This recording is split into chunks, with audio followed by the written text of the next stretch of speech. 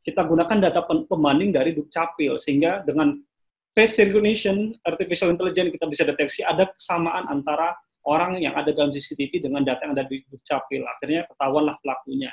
Ini hanya satu contoh bahwa anonimitas itu sebetulnya juga berbatas atau ada batasnya untuk bisa diketahui. Kasus-kasus lainnya di internet sebetulnya banyak sekali, khususnya hoax dan hate speech. Ini contoh-contoh konten hoax dan hate speech ya. Konten seperti ini banyak dan jumlahnya ada ribuan di internet. Kalau mau dihitung dalam konteks persentase, sebetulnya pelakunya sedikit, tapi mereka sangat berisik sekali di media sosial.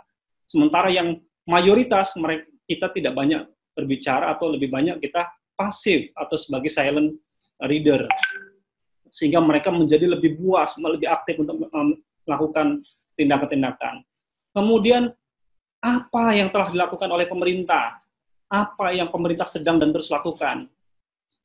Pertama, pemerintah dalam hal ini Kementerian Komunikasi, kita melakukan intensifikasi pengawasan. Kami mengumpulkan semua laporan masyarakat, kami melakukan patroli, kami mengembangkan mesin-mesin berbasis kecerdasan buatan untuk melakukan crawling secara masif terkait dengan konten-konten negatif atau konten-konten ilegal yang ada di internet. Bagaimana metode filter konten ilegal di internet? Pertama, ada dua model sebetulnya di dunia. Ada blacklist, ada whitelist. Indonesia menganut model blacklist. Blacklist itu artinya apa? Artinya semua konten yang ada di internet itu boleh diedarkan, boleh disampaikan, boleh ditulis apapun, kecuali yang dilarang. Jadi konten yang masuk dulu ke internet, baru difilter. Itu yang dilakukan oleh Indonesia. Beberapa negara yang menggunakan pendekatan otoriter menganut model whitelist, misalnya Cina. Kalau Cina semua dilarang kecuali yang diperbolehkan.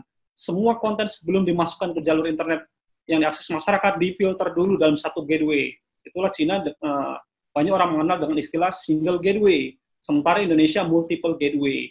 Jadi kalau di Indonesia semua boleh kecuali yang dilarang, kalau di Cina semua dilarang kecuali yang dibolehkan. Kenapa Indonesia tidak menganut model whitelist?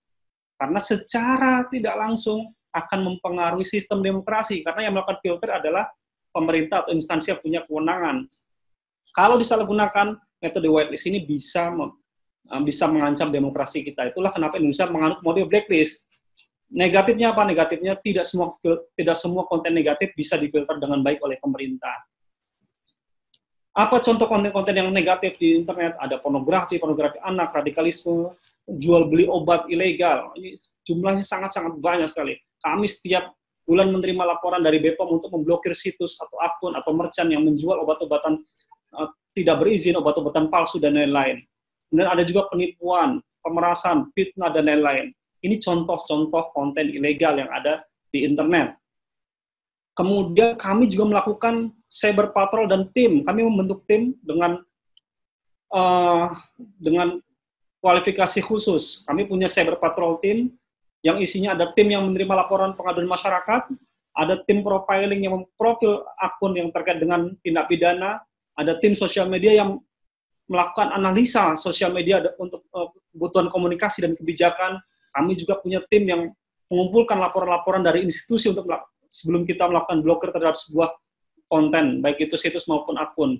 Kami juga mengembangkan sebuah AI untuk melakukan crawling. Di situ ada tim yang memang mengembangkan, melakukan riset terkait dengan AI yang digunakan untuk menjaring konten-konten secara otomatis.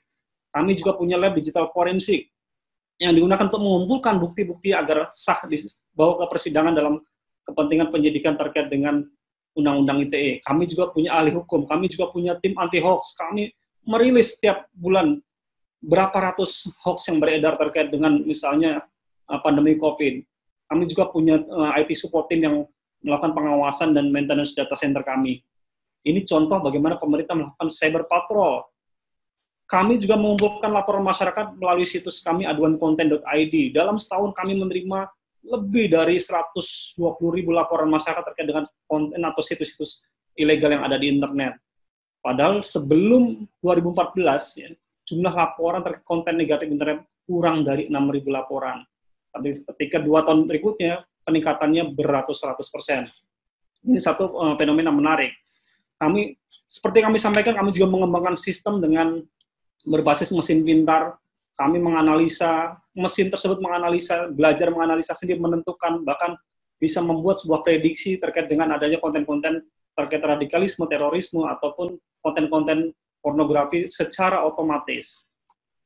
Apa kendalanya? Meskipun kami sudah lakukan banyak hal, masih saja banyak celah dan kekurangan-kekurangan. Apa kendalanya? Kendala pertamanya adalah end-to-end encryption, bahwa sehebat apapun mesin yang kami miliki, ketika kami bertemu dengan enkripsi atau kunci penguncian dari sebuah konten, ya kami harus ekstra keras untuk membongkar kunci tersebut untuk membaca konten-konten yang dilarang tersebut. Kedua adalah di Indonesia pelaku menganut modus hit and run. Dia posting sebuah konten, kontennya viral, akunnya langsung hilang atau menghilangkan diri. Itu juga menyulitkan, tapi bukan berarti tidak bisa ditelusuri, karena di internet tidak ada kejahatan yang tidak meninggalkan jejak. Dan sifat konten yang reproducible, ya, konten yang dihapus, hari ini saya hapus 1, besok keluar 2, sehingga kami punya strategi tersendiri yang tidak bisa saya jelaskan bagaimana melakukan maintenance atau mengendalikan konten yang kemungkinan mudah untuk diproduksi ulang. Yang berikutnya adalah anti-blocking browser, ada banyak VPN, proxy, dan seterusnya. Ini juga tantangan buat kami. Dan yang lain adalah kesadaran masyarakat serta penegakan hukum. Kami dari sisi Kominfo hanya di sisi pemblokiran konten hanya bicara dari sisi hilir, yaitu pemblokiran dan penegakan hukum. Sementara dari sisi hulu, kami masih harus kerja keras terkait dengan literasi. Literasi ini bisa berupa konten, bisa berupa pemanfaatan digital.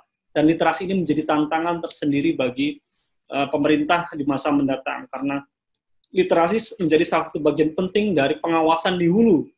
Tidak akan berhasil pengawasan di hilir jika hulunya tidak dilakukan pembinaan atau pengawasan dengan baik. Baik, sekian dari saya. Terima kasih. Assalamualaikum warahmatullahi wabarakatuh.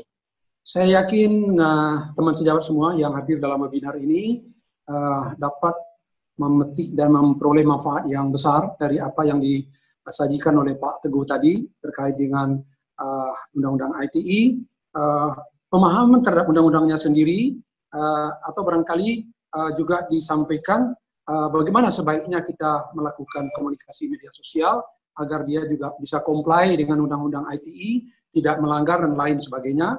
Dan juga beberapa hal yang tadi saya tangkap ya dari paparan Pak Teguh, yang penting kita ulang kembali barangkali bahwa pengguna internet dan sosmed ini mesti harus paham betul bahwa apa yang mereka posting, apa yang mereka sudah sebarkan melalui media sosial, itu tidak akan pernah bisa dihilangkan karena dia bisa di-recall kembali, atau dengan kata lain, jangan pernah mempunyai pengertian anonymity. Jadi dalam artian, saya bisa menjadi siapa saja, sehingga saya mungkin tidak akan diketahui, atau saya bisa lakukan di mana saja, sehingga saya juga tidak akan bisa diketahui. Tapi yang saya tangkap dari paparan Pak Teguh tadi, dengan segala teknologi pengawasan yang dilakukan oleh pemerintah, saya boleh sampaikan bahwa no space for hiding. Ya, no space for hiding. So be careful, jangan melakukan hal-hal yang akan membawa kita dalam kesulitan terkait dengan Undang-Undang ITE ini. Terima kasih sebesar-besarnya Pak Teguh apa yang disampaikan, dan saya rasa ini sangat inisiatif dan sangat inspiring bagi kita semua untuk semakin beretika, semakin pandai untuk melakukan kegiatan di media sosial. Dan satu lagi yang paling penting saya sampaikan ke semua yang Bapak sampaikan tadi itu adalah, bila melakukan kegiatan media sosial, jangan lebih cepat jempol dan telunjuk daripada otak. Karena kalau itu terjadi, Anda di dalam kesulitan. Terima kasih Pak Teguh, dan kita lanjut kepada sesi yang ketiga. Nah, ini sesi yang ketiga ini barangkali juga yang paling penting dipahami oleh sejawat-sejawat saya nanti di IAI dan di dunia kefarmasian atau apoteker. Kalau tadi kita sudah bicara soal etika bermedia sosial, kita sudah bicara soal ITE, kita akan berbicara mengenai pelanggaran-pelanggaran yang terkait dengan ITE. Nah, kita juga akan mendengarkan langsung dari pakarnya, ya, dari Bapak AKBP Dr. Iman Aminuddin. Dan beliau ini, saya ulang, Bapak AKBP Dr. Imanuddin SH, SIK, dan MH.